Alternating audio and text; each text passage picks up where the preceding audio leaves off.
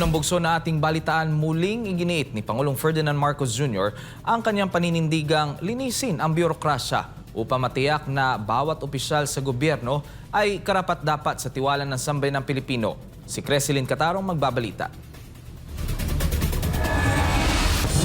Inamin ni Pangulong Ferdinand Marcos Jr. na ang mga kasalukuyang hamon na kinakaharap ng bansa ay nakaapekto sa tiwala ng publiko sa pamahalaan. Ang pahayag ni Marcos ay kaugnay sa investigasyon sa malawakang korupsyon sa flood control projects. Sa isang awarding ceremony ng 2025 Metrobank Foundation Outstanding Filipinos sa Malacanang nitong Martes, sinabi ng Pangulo na determinado siyang linisin ang hanay ng kanyang pamahalaan upang matiyak na ang bawat opisyal, bawat lingkod bayan ay karapat-dapat sa tiwalang ibinibigay sa kanila ng taong bayan.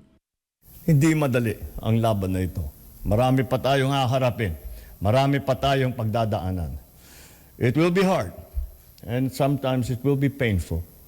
But it will be worth it because we are fighting for what we are fighting for is a country that our children will inherit, that a nation that they can be proud of, that they can be proud to say, I am Filipino.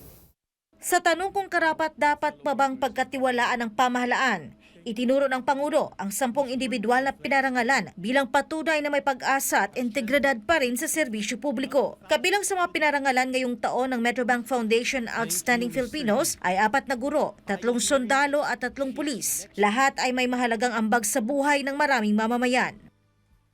Bawat tapat na guro, sundalo at pulis ay isang tagumpay laban sa katiwalian at pangungutya na sumasalot sa ating bansa. Kasama po kayo sa aming inspirasyon upang magsumikap na itama ang mga nagkagawiang mali sa gobyerno. Sa paggunita ng ika-40 anibersaryo ng programa, sinabi ng Pangulo na ang parangal ay nagsisilbing ilaw ng integridad at inspirasyon. Patunay na kahit sa pinakamahirap na panahon, may mga Pilipino pa ring tapat sa paglilingkod at pamumuno ng may dangal. Para sa Diyos at sa Pilipinas kong mahal. Ito si Cresilyn Catarong, SM9 News.